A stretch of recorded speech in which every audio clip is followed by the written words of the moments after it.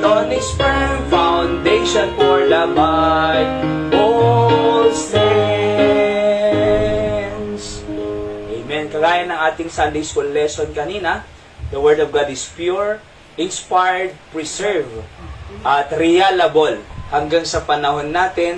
Kaya nga sabi dyan, the Bible stands. The hills may tumble, but the Bible stands firm, mga kapatid. Tapos sabi pa kanina dyan, ay when the world has passed away, the Bible will not pass away. Diba? Heaven and earth shall pass away, the Bible says, but the Word of God, the Bible will not pass away. Mananatili po ang salita ng Diyos sa ating buhay. Let's sing another song, The Fight is On. Tuloy-tuloy lang po ang laban sa lupang ito. At ang habang tayo po ay namumuhay, meron po tayong paglalabanan. Ang dyablo, ang ating kalaban. Hindi po tao, hindi asawa mo, hindi po anak. Dyablo talaga ang nag-iimpluwensya sa atin. Kaya kinakailangan the fight is on. Okay? The fight is on.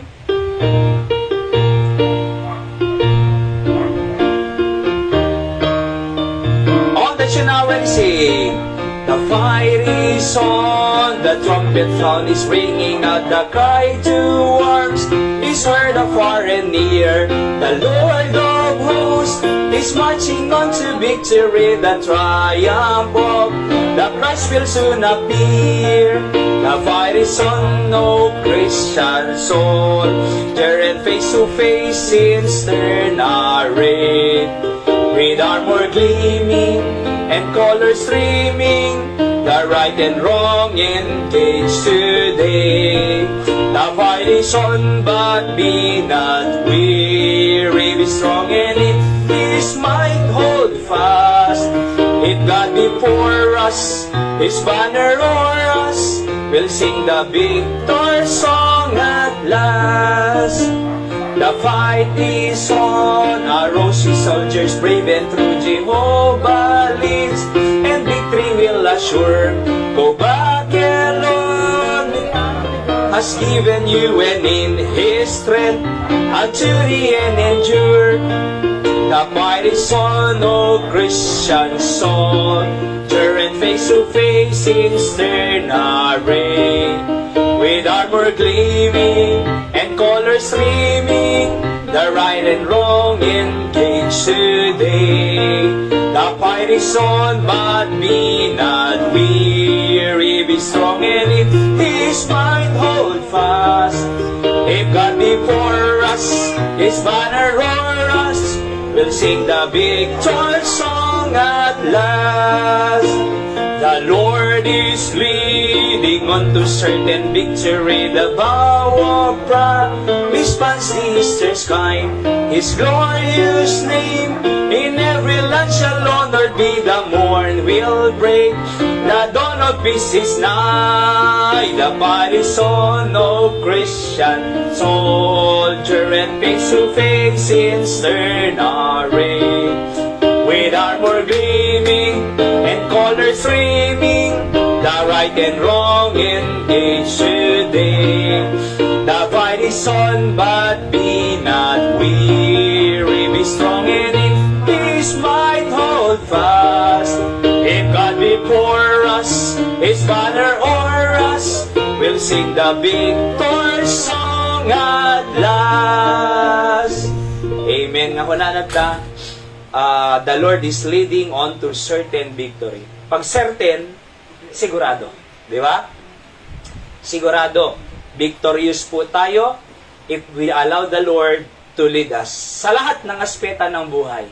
Alright? Pag-aaral man yan, trabaho man yan, negosyo man yan, pamilya man yan, gobyerno man yan, o saan mo man tignan, ay certain victory. Sabi ng kanta. Okay? Kaya ang sa atin lang, the fight is on, be not weary. So, hindi weary kasi marami po akong pag kumakanta ay weary. So, weary po yan, ang pronunciation yan. Okay? We not just be weary, be strong, and in His might, hold fast. If God before us, His banner or us, will sing the victor song at last. Parang ano po yan? Pagka nanonood ka ng replay na boxing ni Manny Pacquiao, ako po, may mga hindi po ako napanood na laban niya eh. Di ba? Noong araw. Oho. So, pagka bago, pinapanood ko yan eh. Pero alam ko na kung sinong nanalo. Ngayon, pag halimbawa, nanalo na si Manny Pacquiao, pinanood mo. Okay?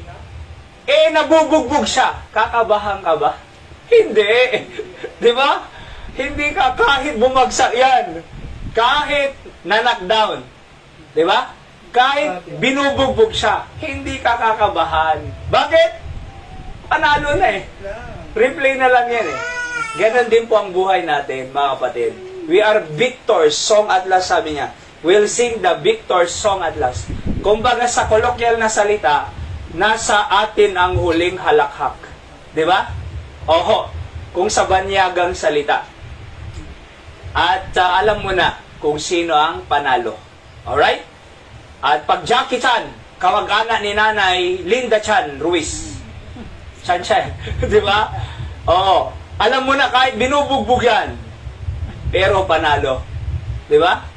Ayan. So we'll sing the victor song at last. Let's pray, dakilang Diyos, salamat sa inyong awitin na aming inawit, Panginoon. Pagpalain niyo po. Tunay nga, we are on the Lord's side. The Bible says we are on the winning side. Pagpalain niyo po ang aming pong pag-aaralan inyong mensahe sa hapong ito. I-bless niyo po ang bawat isa. Ito po ang aking dalangin sa pangalan ng Panginoong Jesus. Amen. Another song, let's sing. Stand up for Jesus.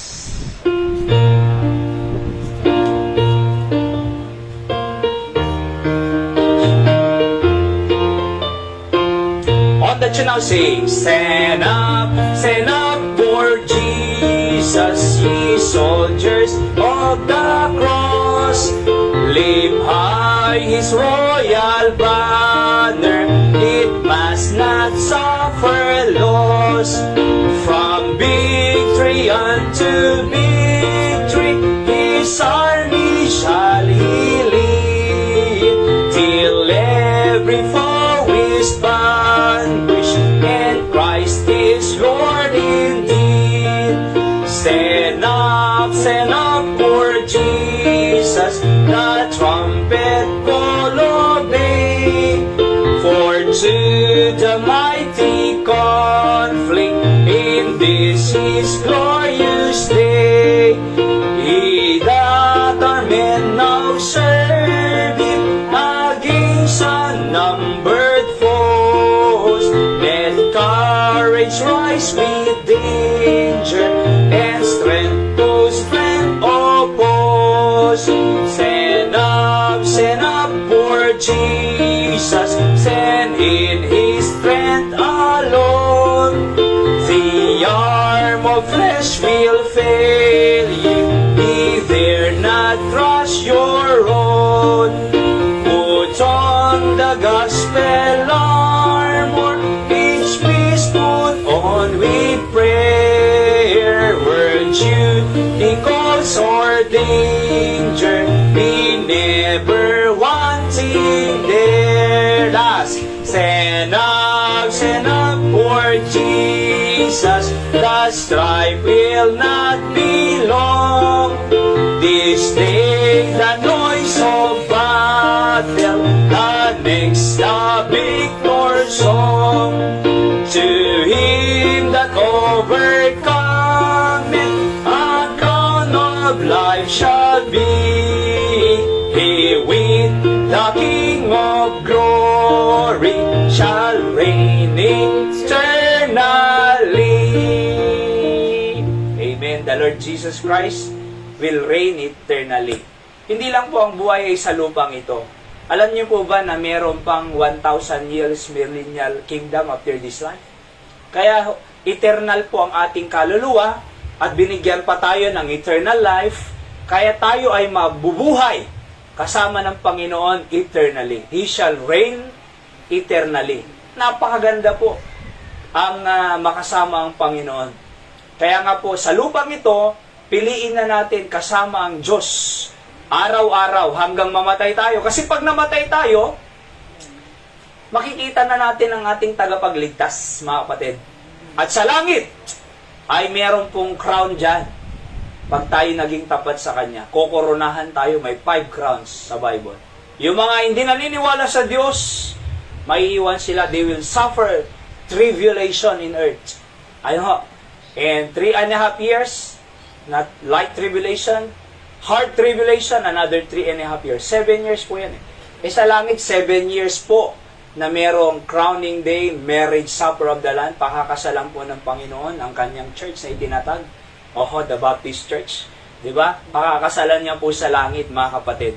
And, after that 7 years, marriage supper of the Lamb, alam niyo nung araw, pag may kinasal, ay hindi lang po nagtatapos sa isang araw.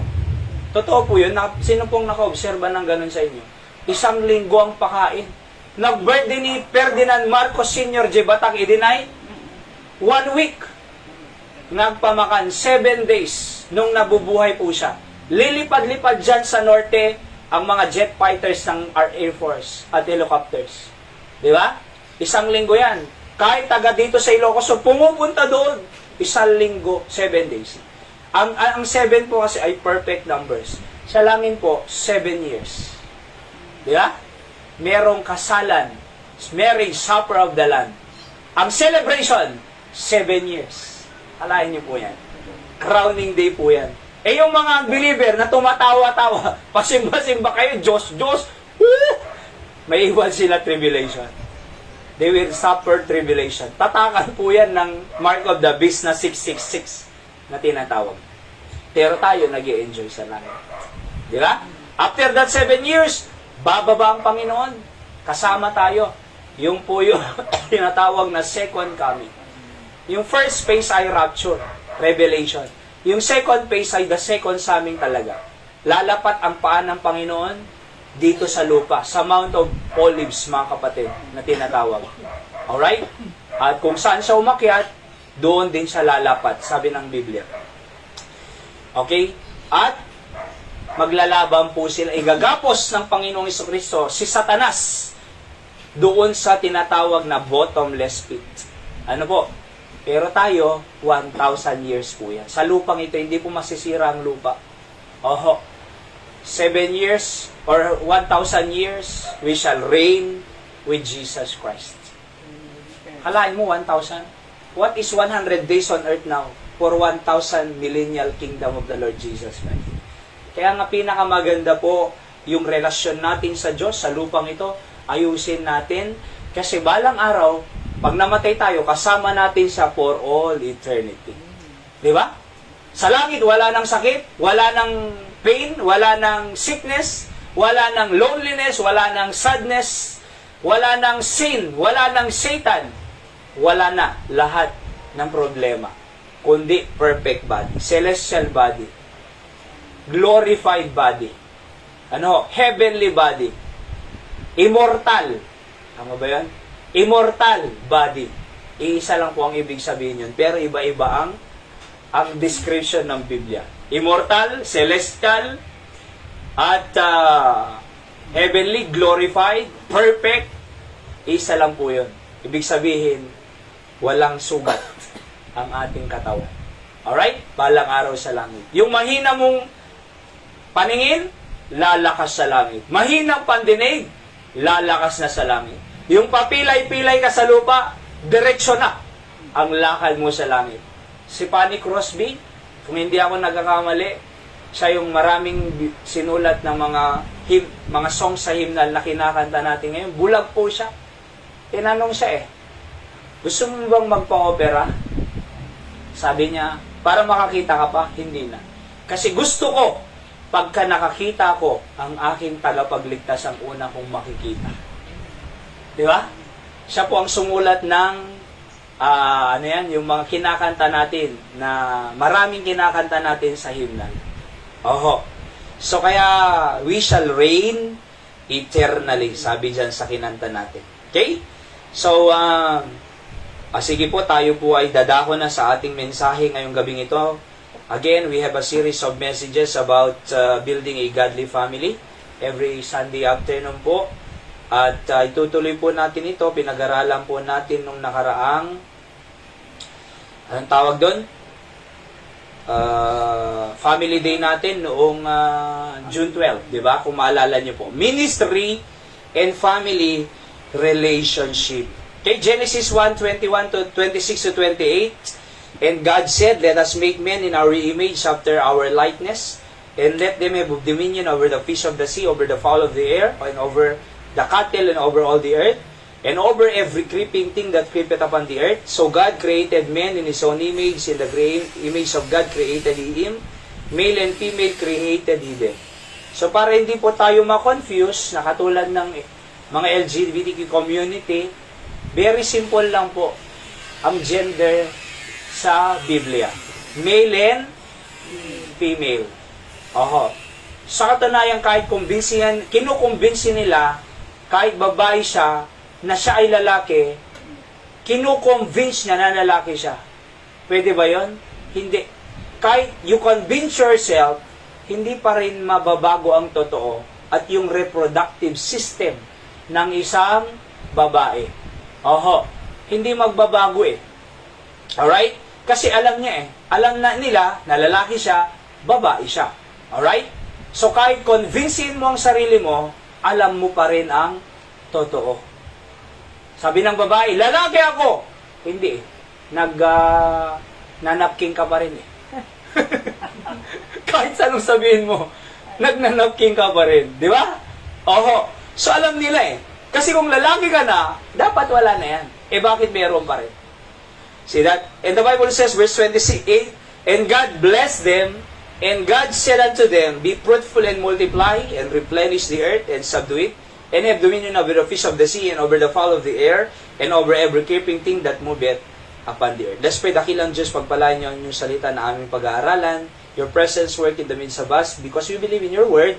Matthew 18:20, "Where two or three gathered together in my name," the Bible says, "There am I in the midst of them." You are in our midst in this afternoon of our worship, afternoon worship. Kaya Panginoon, i-bless niyo po kami at abutin niyo po ang aming mga pangangailangan spiritual para sa aming pamilya, mga anak, apo, at 10, Panginoon, ng lahat ng member ng aming pamilya. Upang maging pagpapala po kami sa kanila, ito po ang aking dalangin sa pangalan po ni Jesus. Amen. Verse 28 says, "And God blessed them." Kailan sila blessed? Nung nag-asawa po sila. Kaya naniniwala po tayo na pag-aasawa ang una bago ang anak. Sa mundo hindi po. Marami nang hindi naniniwala sa pag-aasawa pero maraming anak. Yung iba nag-aapo na nga pero hindi pa rin kasal. Pero sa Bible po, naniniwala pa rin po tayo sa pag-aasawang una at saka anak. Di ba? Oho. Ngayon, kung hindi nila alam to, na may anak na, walang problema po doon. God understand eh. Wala silang narinig. Pero for the sake of our children now, alright, na alam na natin, anak, gusto mong pagpalain ka ng Diyos, sundin mo to. Magpakasal muna. Oho, yung mga hindi pa kasal, di ba? So yan, God bless them. Mas pagpapalain ka ng Panginoon, anak. So ministry means serving people. Serving God through people. Para mas specific. Your family is your first ministry. Therefore, ministry and family do not conflict with each other but complement each other. When I said ministry, ito pong trabaho ng Diyos. Di ba? So, katulad ng pagpipreach, pagtiteach. Katulad ng pag-a-usher. Dito po kasi ay magkakaroon naman po tayo ng tinatawag na Church Ministry Involvement Seminar. Para alam natin, kahit kakaunti pa lang tayo, para alam natin. Halimbawa, beautification ministry. Di ba? Wala tayong flower, halahalaman dito. Eh ako, wala naman po akong alam sa halahalaman. Di ba? Yung may mga halam sa halaman, paano tayo pagagandahin ang bahay-sambahan? Lalo na pag may building po tayo. Tawag po dyan ay beautification ministry, mga kapatid. May ushering ministry, may driving ministry, may choir ministry, merong music ministry, di ba? Yung mga tumutugtog, musician. Merong cooking ministry. Alright? May cooking ministry. Pag may mag-conference fest po tayo in the future dito, meron pong ganyan. At iba-iba pa. Alam nyo, mag-pray lang tayo, magtulungan, makikita natin lahat yan, balang araw. Okay? Kasi ganyan po. Ako nga, sa totoo lang, pag nakikita ko yung mga iba-ibang gawain, how I wish meron na rin tayo dito. Pero, wala pa. Kasi syempre, nag-uumpisa pa lang po ang gawain. Pero, in the future, napaka-exciting po ang ministry pag ganon. Di ba? Maraming programa. Oho. So kaya nga po yung ministry I will help our family sa pag-develop ng magandang pamilya. Okay? Di pwedeng paghiwalayin ng ministry sa ating family. In fact, the ministry will help your family to grow spiritually. Okay? Your family is the first beneficiary of the blessing you got from the ministry. Kung may natutunan ka sa ministry, ang pamilya mo ang unang makikinabang na natutunan mo. Example, nalaman mo ang tunay na kaligtasan mula kay Kristo, dapat ang unang makikinabang sa kaligtasan ay ang member ng pamilya mo. Di ba? Alangan naman, nalaman mo ang daan patungo sa langit, pero hindi mo sinasabi, meron palang daan patungo sa langit. Nasabi mo sa iba, doon sa pamilya mo, hindi mo pa nasabi. Ang unang makikinabang, pamilya natin. Kung mahal mo ang kaluluwa ng mga tao, how much more yung family? Kung nagtuturo ka sa area or workplace mo ng ibang tao, how much more yung family? Kung mahal mo nga yung di mo kilala sa area, mas dapat mahalin mo dapat ang pamilya mo. So I'm saying, unang makikinabang, pamilya po natin. So number 1, the ministry will bring your family back to God's design family. Ang ministry ay ibabalik tayo sa original design. Ano yun? Sabi ng Bible, God created men and women. And God blessed them. So, gusto natin na ang pamilya natin ay babalik sa design ng Diyos. Alright? So na ang lalaki ay responsable sa pag-provide, pag-protect, at pag-pace, pattern, mag-set ng pattern sa pamilya. Kung may problema ang tahanan, lalaki ang unang mag-i-initiate, sulbahin natin. Hindi yung lalaki pa ang dadabog-dabog. Hindi yung lalaki pa ang tatampo-tampo. Hindi yung lalaki pa ang parang immature. Di ba? Oho. So kaya nga, pag nagpamilya, kung magpamilya, alam natin yung original design. See? So God commands that male and female to be fruitful and multiply, to reproduce the image of God. So, hindi po makaka-reproduce yung parehas lalaki. Hindi po makaka-reproduce yung parehas babae, mga kapatid. Tama? So, the purpose of marriage is reproduction. Be fruitful and multiply. Makakapag-produce ba yung dalawang lalaki? Tay Joseph? Hindi. Your gender was assigned by God. He was not confused. God is the author of marriage and family. So again, ministry will help us to bring us to the original design of God for our family. So hindi po siya nako-confuse. Okay? God defines marriage as a union between man and woman. God intended for marriage between men and women. If God defines marriage, man should not redefine marriage between men and women and men and men and women and women. Okay? Redefine nila ang marriage sa Kongreso. They are redefining marriage. Oho. So, hindi pwedeng i-redefine ang God's already You cannot redefine what God already defines. Di ba? So, blueprint of the family. Ang Diyos ang nakakaalam ng best para sa ating pamilya. Dahil siya ang nag-design sa ating pamilya. Your family calendar must fit to the church calendar. Church Growth Conference, kakaunti lang member na umaten. Pero, sana, yung conference ay nakatulong ng malaki sa pamilya. Di ba? Yung church activity, Sunday morning, Sunday night, Thursday night po tayo, nakakatulong dapat yan ng malaki sa ating pamilya. Pag-pray natin yung ano ni nanay, di ba? Oho, na dito kayo mag-church. Kasi pinag-uusapan ng pag-aayos ng pamilya. Alright? Pwede. I mean, yung church dapat po, malaking tulong sa pagpapamilya. Malaking tulong sa pag-aayos ng pamilya. Kasi kung pagpapalain ng Diyos sa ministry, diretsyon sa ating pong family, mga kapatid. So, it will bring us to the original design of God. Di ba? Sa ating family. Blueprint. Alam niyo po, yung mga contractor ng flood control, sabi nung isa doon sa Kongreso, sa Senado, walang nasunod na blueprint. Anong tawag sa blueprint na hindi nasunod? Substandard. Tama po ba? Di ba? Substandard. At pag substandard ang sinunod, anong mangyayari sa project? Magko-collapse, masisira. Ang tao, sasabihin mo sa Biblia, ito ang blueprint ng Diyos. Di ba? Ito ang blueprint ng Diyos. Husband, love your wives. Wives, submit to your own husband. Children, obey your parents in the Lord, for this is right. Parents, admonish your children. Anong sasabihin nila?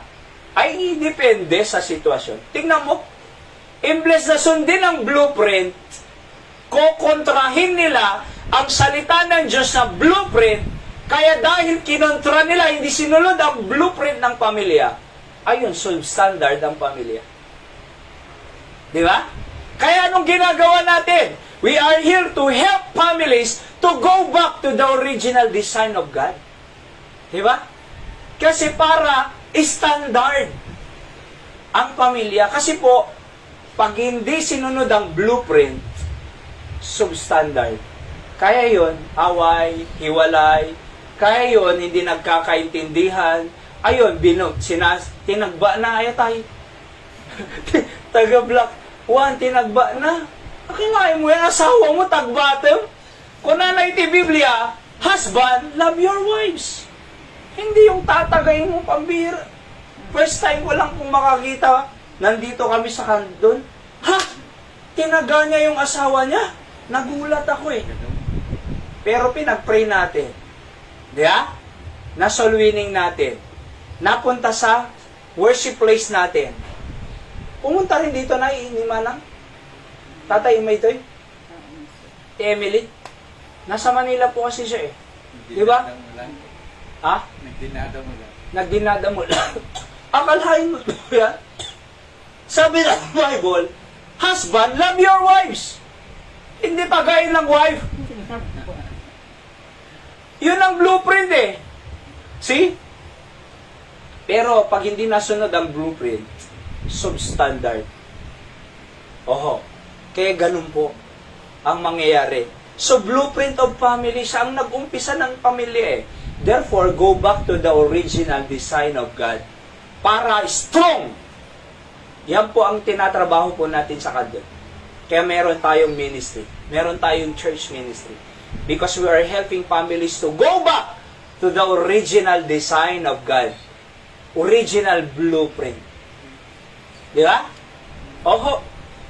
Number 2, the ministry not only bring your family to the original design, but build your family to be strong from the attack of the devil. Psalm 127:1, except the Lord build the house, they labor in vain that build it. Except the Lord keep the city, the watchman waketh but in vain. Again, kung hindi ang Diyos magtatayo ng tahanan, sisirain ng dyablo. Yan o, they labor in vain that build it.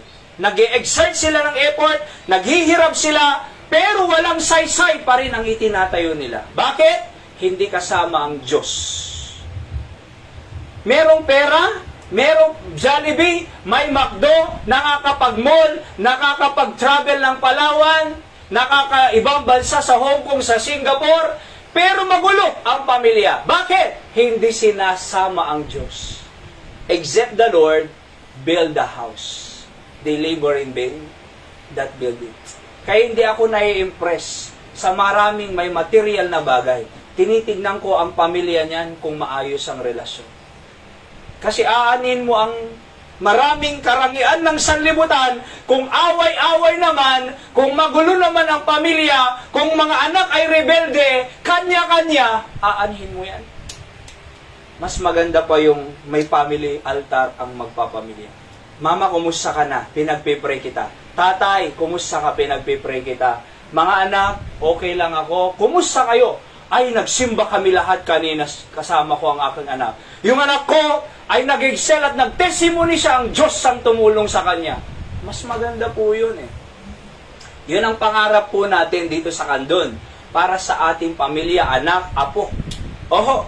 So, actually, mas marami pang testimony yung mga halimbawa, hindi maayos ang pagpapamilya, mas maganda pang maging testimony yan. Anak, nasubukan ko na yan. Papunta ka pa lang, pabalik na ako. Nakita ko na yan. Makinig ka sa akin. Pumili ka ng asawang Kristiyano. Di ba? Mga anak po, sumunod na kayo sa inyong magulang. Makinig na kayo sa instruction nila. Paano mabuhay ng maayos. So mas marami ang testimony yung nakasubok ng inatake ng dyablo, yung pinagulong-dulong ng dyablo, yung maraming mga atake na ginawa ang dyablo sa kanila, mas dapat nga effective yun eh. Anak, makinig ka na sa akin. Di ba? Nasubukan ko na yan, anak. Huwag mo nang tingnan yung pagkakamali ko. Pero tingnan mo ang instruction ko sa'yo. Oh, so we'll build your family to the attacks of devil. There is a generation that cursed their father. Nakakita na po ba kayo ng anak na minumura niya yung tatay niya? Marami. Di ba? Walang utang na loob na anak. Sa sakripisyo ng magulang niya, na minumura niya. Ayun. There is a generation that cursed their father and that not bless their mother. Instead na mag-reciprocate siya sa pag-ibig ng magulang niya, hindi pa eh. Kinalimutan niya na. Imbag pa ni Tatay Joseph, walang problema sa pagkain niya. Walang problema sa bayad kuryente. Walang problema sa mga pangangailangan niya. Bakit? Yung mga anak niya, natutunan niya, na tinuruan niya nung mga bata pa sila. Di ba? Hindi yung nakapag-graduate, nakapagtapos, hindi kami obligado na buhayin ang magulang namin. Yes, hindi obligado.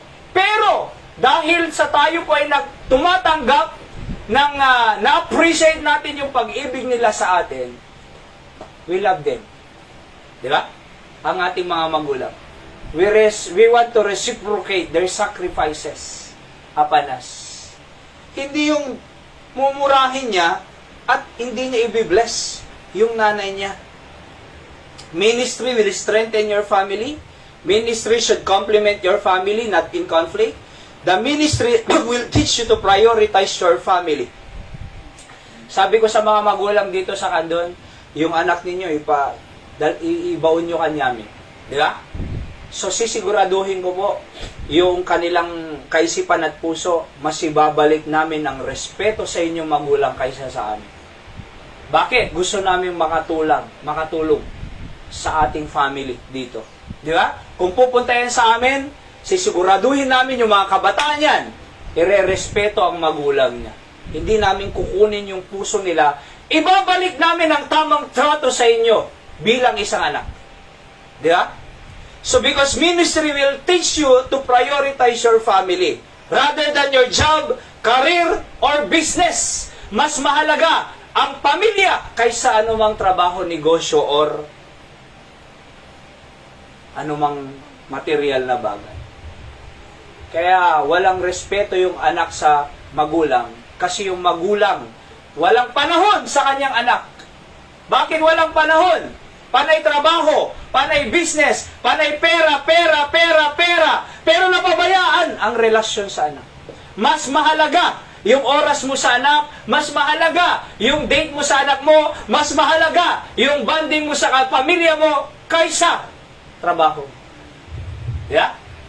Mahalaga ang trabaho, pero ang sinasabi ko, mas mahalaga yung relasyon sa ating pamilya.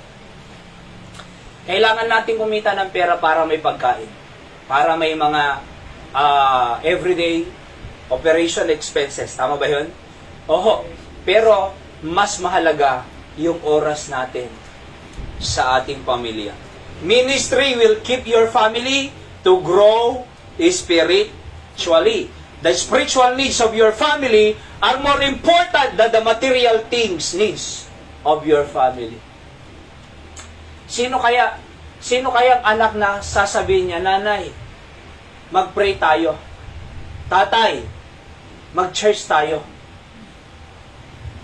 Nanay, mag-devotion tayo. Di ba? Kaysa panay material ang hinihingi. Mama, pabili nga ng cellphone. Mama, yung pera ko nga. Penging pera. Tatay, baka pwedeng bumili ka nga ng gatas ng Baka panay material ang hinihingi. Di ba?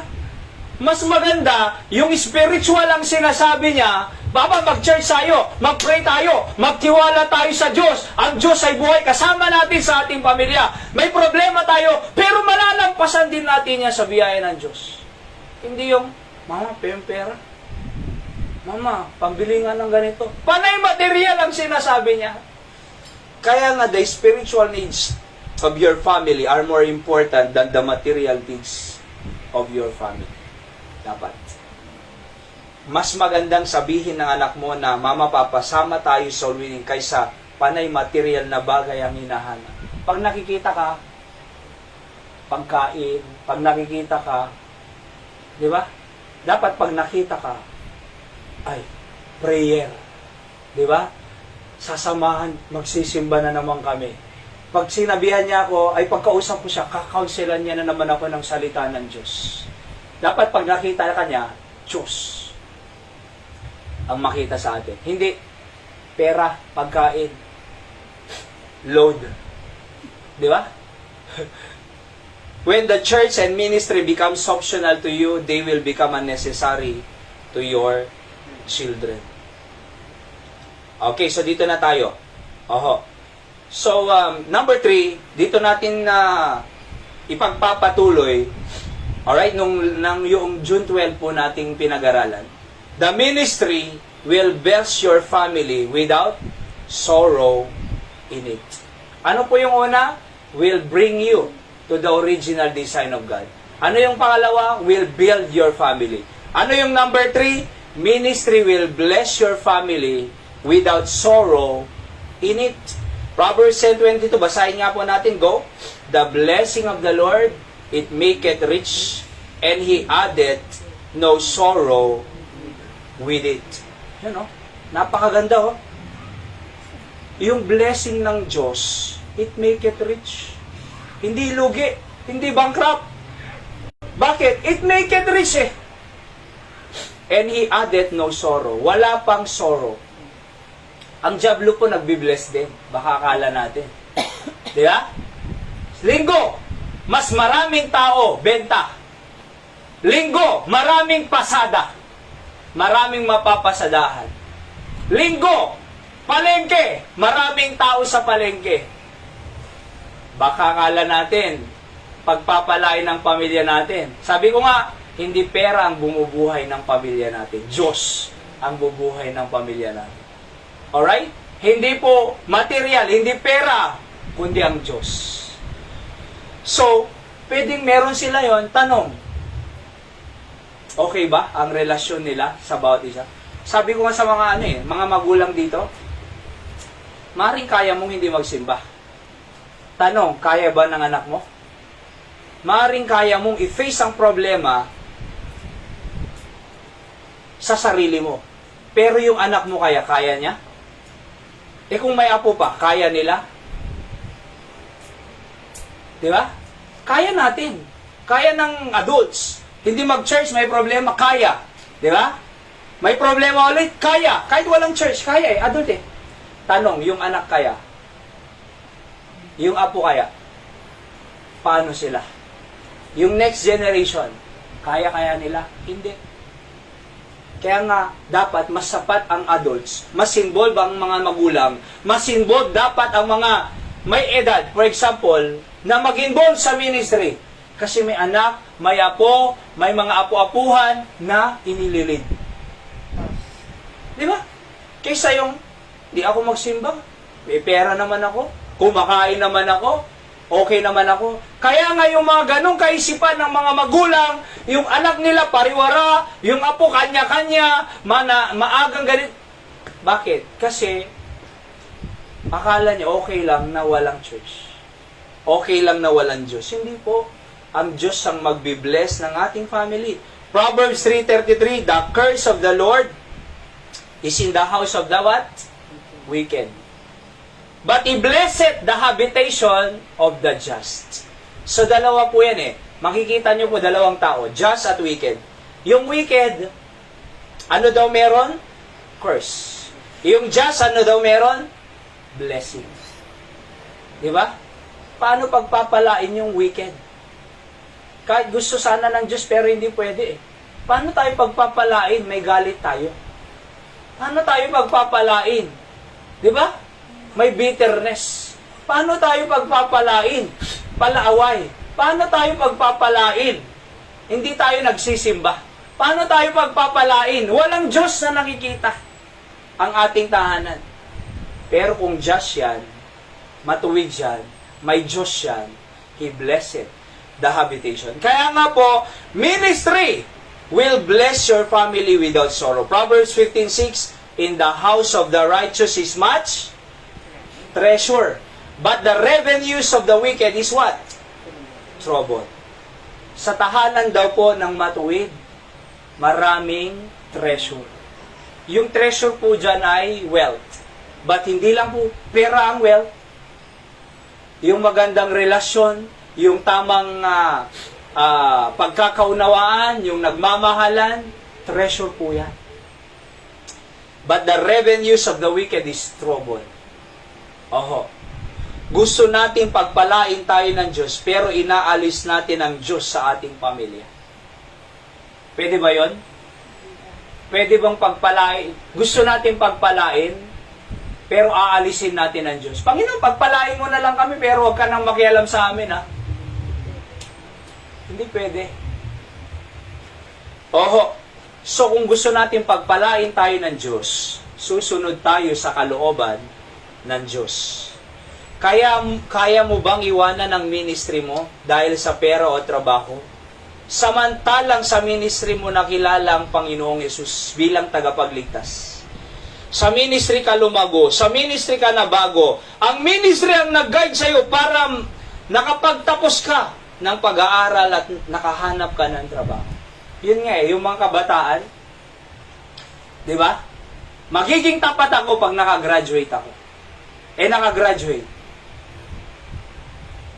Maghanap ng trabaho hanggang wala na sa church. Akalain mo yun? Nakalimutan ng Diyos na nagpala sa kanya noong nakatanggap siya ng trabaho. Nung nakagraduate siya, nung nakapagtrabaho siya, nakalimutan niya ang Diyos. Di ba? Saan siya kumapit? At nagtiwala?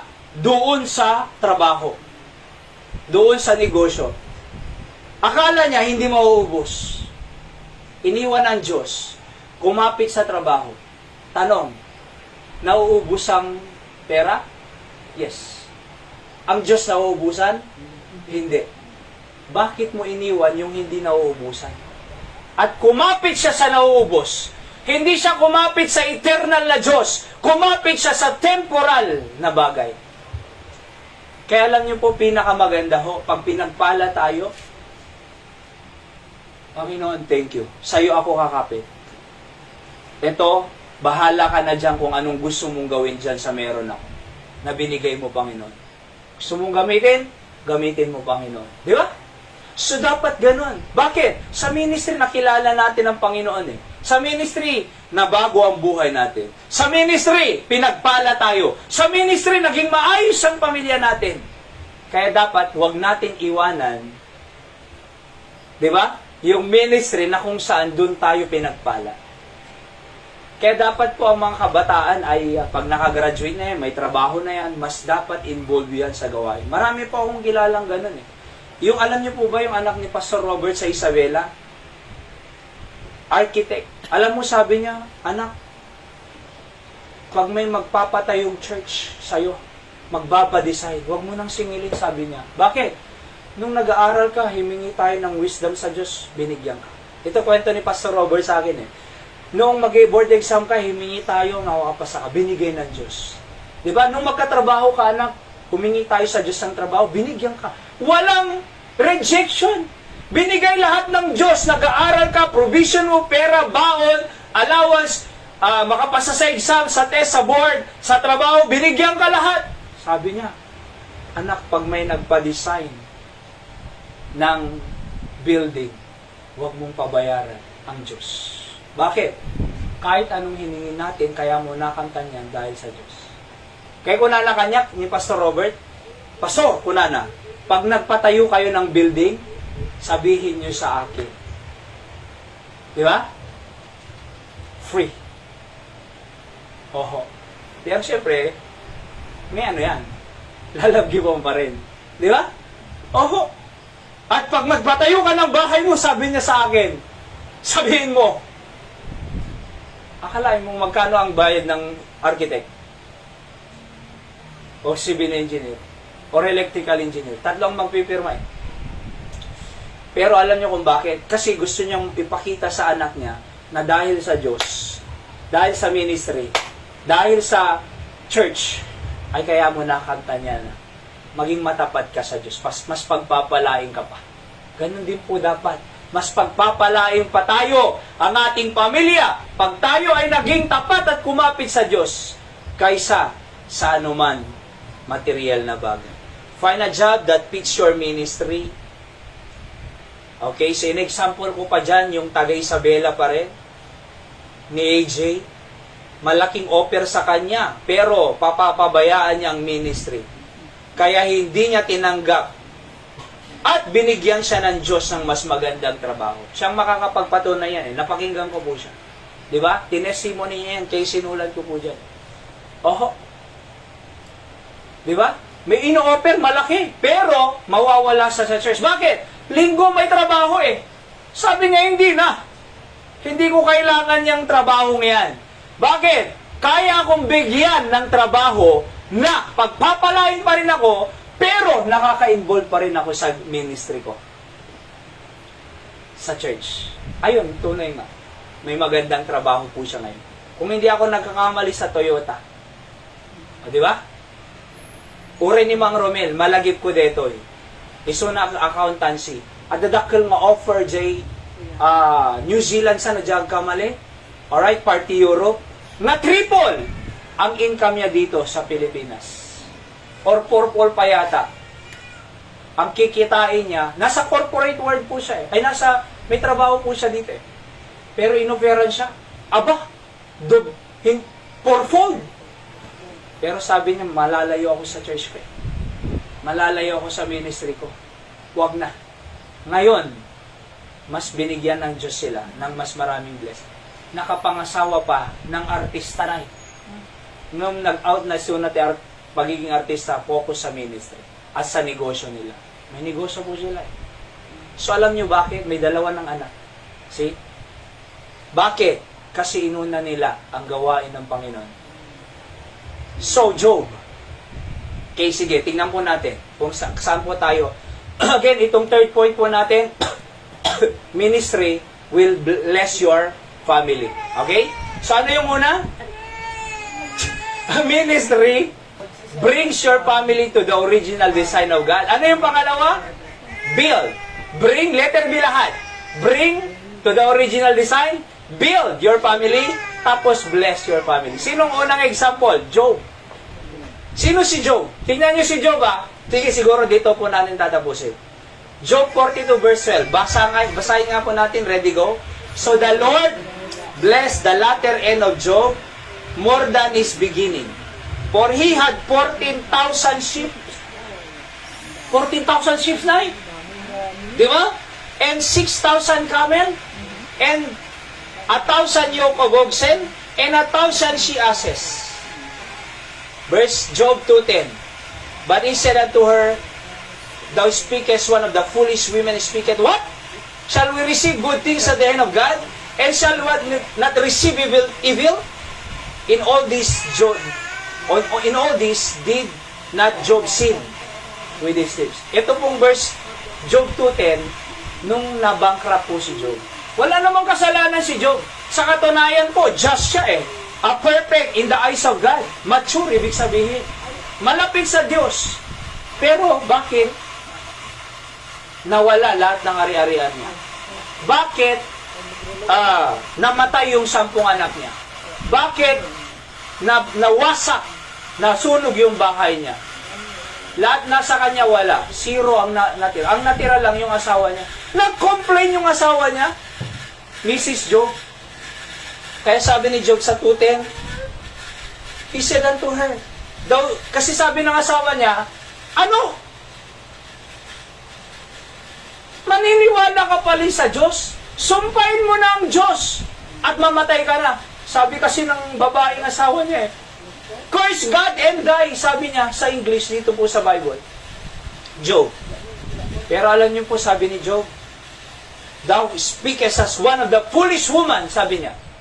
Nagsasalita ka ng kamangmangan. What? Sabi niya, question mark. Ano? Shall we receive good things in the hand of God?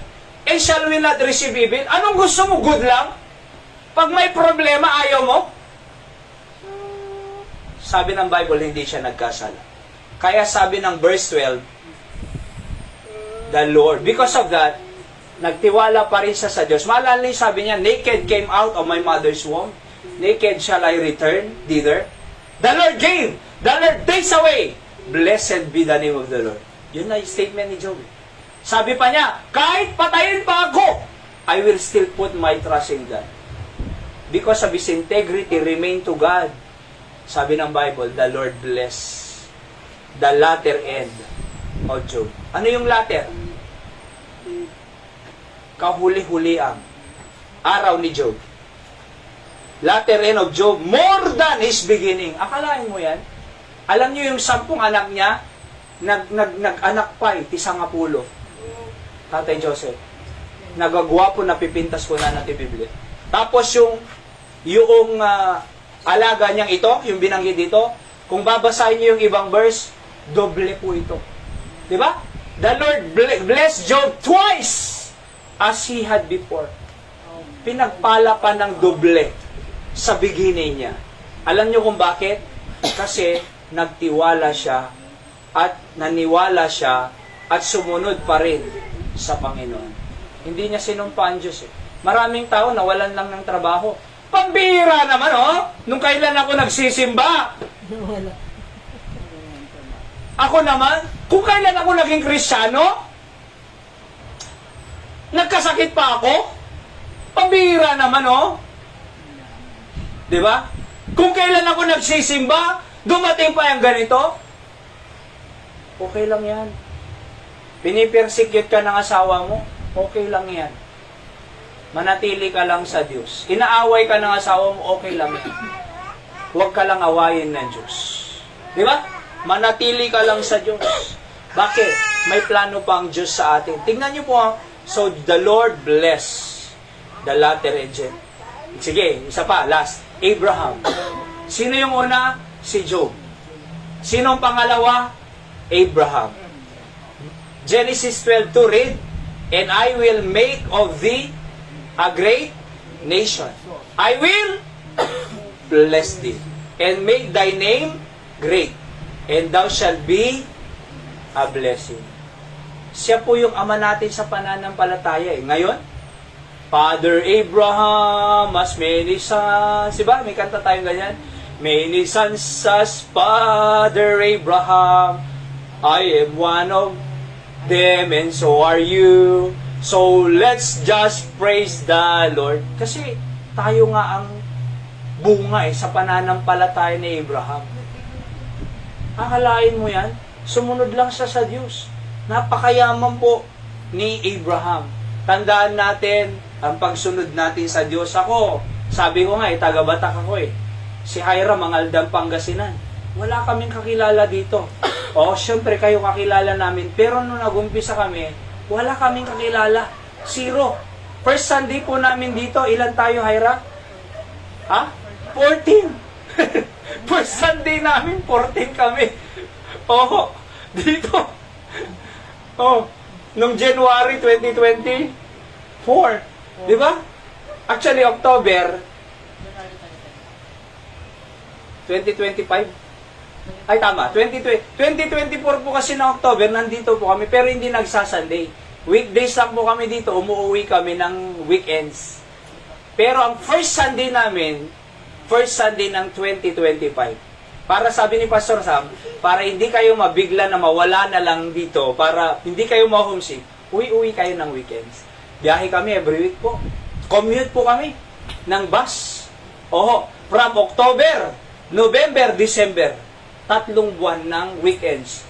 Biyahe po yan. Nagko-commitment po ang mga members. Pamasahe namin. Nag-o-offering. Sapa, di ba? Pag ganun po kami ng 3 months, every weekend. Nagsusolwining kami, nag-iipon ng tao dito. Nung first Sunday namin ng 2025, 14. Pero dito kami nilid ng Panginoon Si Abraham, from Ur of the Chaldees, sabi ng Biblia, tinawag siya dito ka.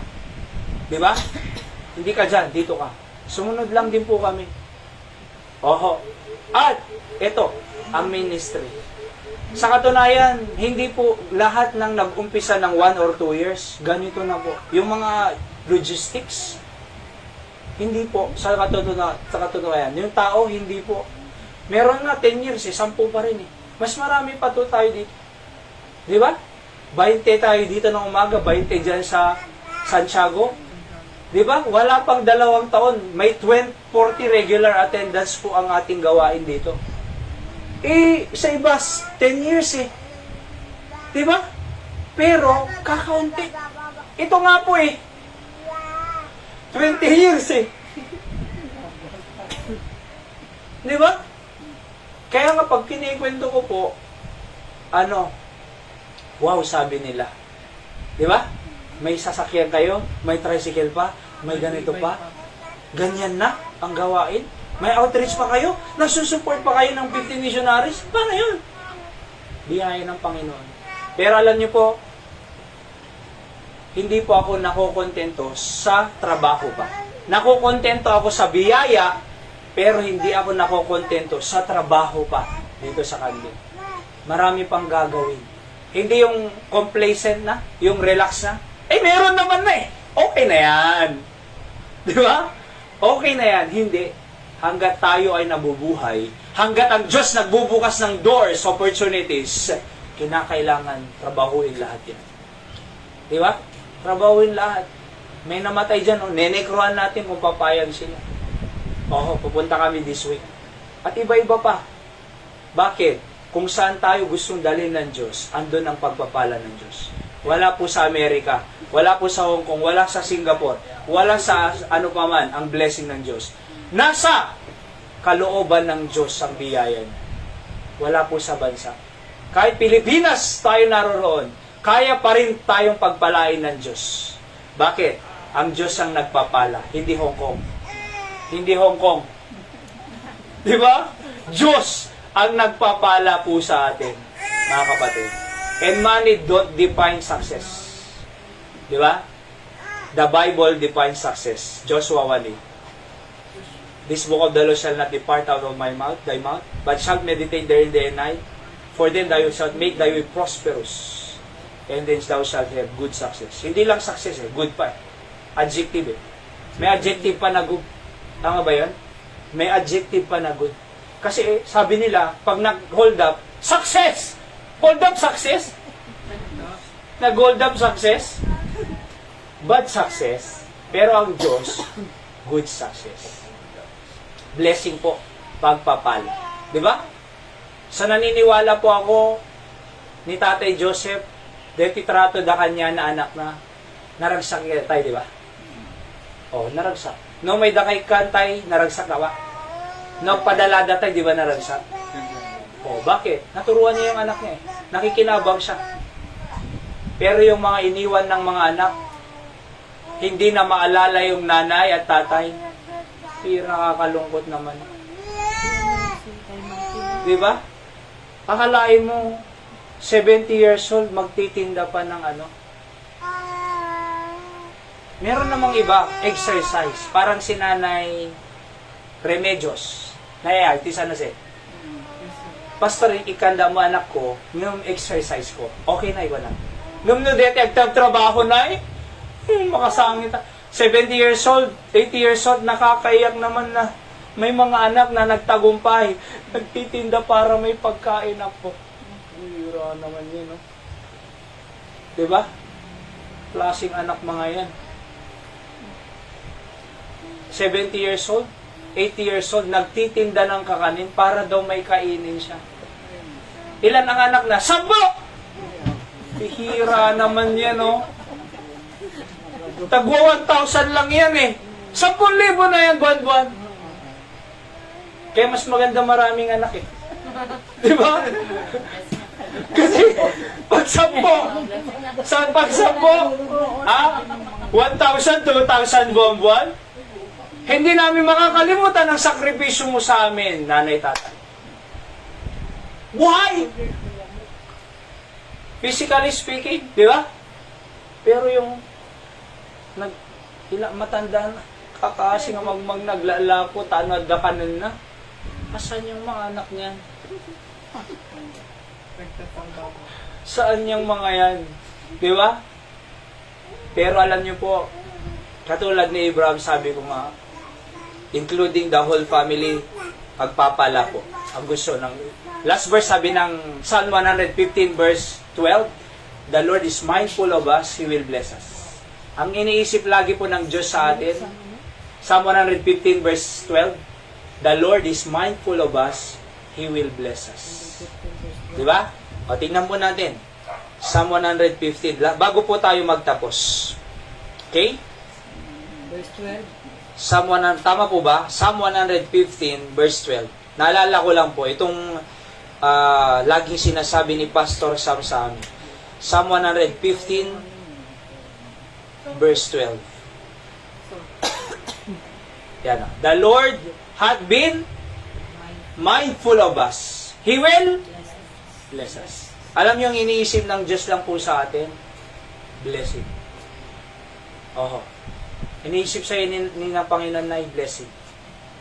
Alright? Again, hindi lang perang blessing, marami pa.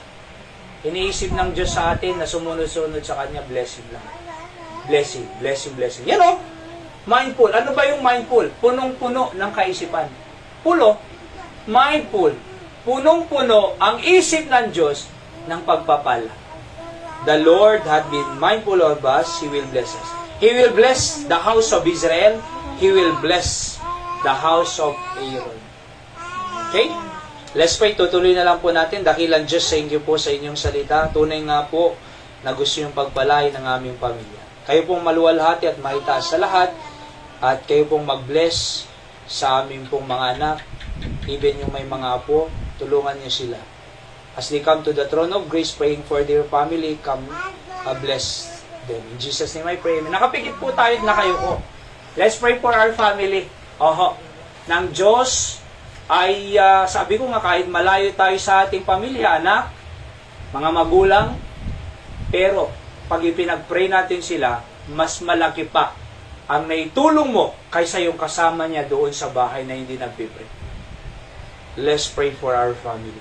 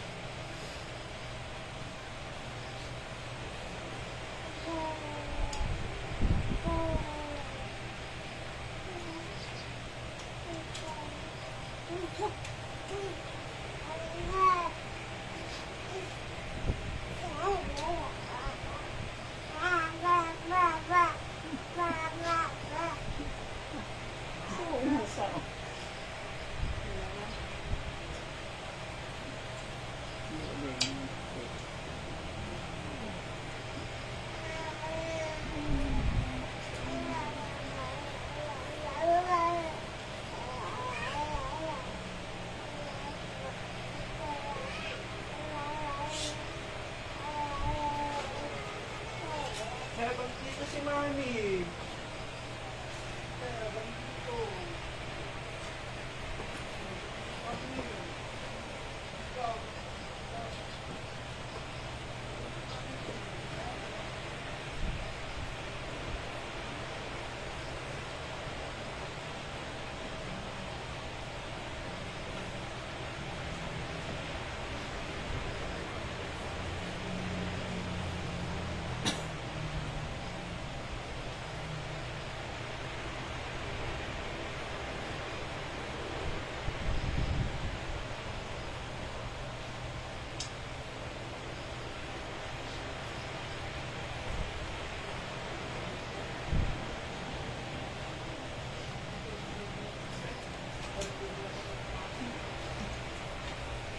Ilang Diyos salamat po sa hapong ito, pagpalain niyo po ang aming napakinggan. Ano man po ang idinulog ng inyong mga anak sa trono ng inyong biyaya, sagutin niyo po sila, O Diyos, at patuloy, Panginoon, na pagpalain ang kanilang mga pinag-pray sa inyo, kanilang mga pamilya, anak, at tulungan niyo po ang kanilang pamilya rin. Muli, salamat dahil merong salita ng Diyos na guide kami because you want to bring us to the original design of God through our ministry here. And because we want to focus ministering families here, O God. That's why we want to bring the church ministry here will help our family go back bringing to the original design of God. And it will build a strong family from the attacks of the devil. Upang sa ganun, kahit atakihin po kami, nakatayo pa rin kami. We will not yield to the temptation of the devil by your grace and through your word. And ganun din po, you will bless. Through the ministry, our family will be blessed. Panginoon. Just like Job, just like Abraham. Marami pang iba sa susunod po na linggo sa hapon. Kayo pong mag-bless muli sa bawat isa sa amin. Ingatan niyo rin po kami sa pag-uwi. Layin niyo po kami sa anumang disgrasya. Naway makarating po kami sa tahanan ng maayos, O Diyos. Pagpalain niyo rin po ang mga kapatiran namin na tumutulong sa inyong gawain dito. Especially our Mother Church, Pastor Sam, Ma'am Rina, and the whole BBC family in Batak. Continue to bless them. Ang Guillermo's, Panginoon, Ma'am Rose, Ma'am Mildred, Ma'am Esther, continue to give them good health and blessing in America. O ganun din po si Nanay Perla sa Hawaii. I-bless po ang kalusugan at mga trabaho nila doon. At si Nanay Dora, na patuloy na maayos na po ang kanilang lote sa 7 acres of book na maayos, madesisyonan ng Court of Appeals. Ganun din po, Panginoon, ang si Tatay Jojo sa kanyang sakit, gumaling na rin po. At ganun din po, si Christopher maka-employ na sa Fire Department sa US. Ganun din po si na Brother Rico sa South Korea. I-bless niyo po na mas marami pang opportunity trabaho, makabili sila ng lote sa Mangaldan, pagtayong ng bahay. at makapagtayo po sila. At ganoon din yung mga iba-ibang prayer request pa niya, Panginoon, ang kanyang asawa na lumago sa spiritual na buhay. At yung mga nakautang din sa kanila, magbayad according to Him. I-bless nyo rin po ang lahat, Panginoon, na aming gagawin pa dito sa mga bukas, mga soul winning, visitation, trucks distribution. Naway maraming maligtas sa linggong ito. Marami kayong maabutan ng trucks at ma-invite para sa Webes 5:30 at sa linggo worship service muli, Panginoon. Muli gamitin niyo po kami. Comfort the bereaved family in Santiago. Naway payagan kami makapag-necro rin po doon sa lugar na yan, Lord Diyos. To comfort them, to pray for them, and encourage them in the middle of their bereavement. At muli, bless nyo po ang si Tatay Joseph, ang kanyang pamilya, mga anak, Nanay Linda, Nanay Emmy, good health nila, ang kanilang pamilya at pag-aaral ng mga apo, Nanay Chrissy, at magnormal nawa ang kanyang mga laboratories na matataas by your grace sa susunod na linggo sa kanyang paglalaboratory ulit, naway mag-improve, maging maayos. Ganun din kay Pastor Albert Daddy na gumaling na rin po. Muli, umaasa po kami sa inyong pagpapala. Ganun din kay Anthony, guide niyo po siya habang lumala. Ito po ang aking samot dalangin, pasalamat sa pangalan po ng aming Panginoong Jesus. Amen. God bless you po. Ang Panginoon magpala sa ating lahat. Ingat po tayong lahat. See you on Thursday. Tumuro doon sa bilang.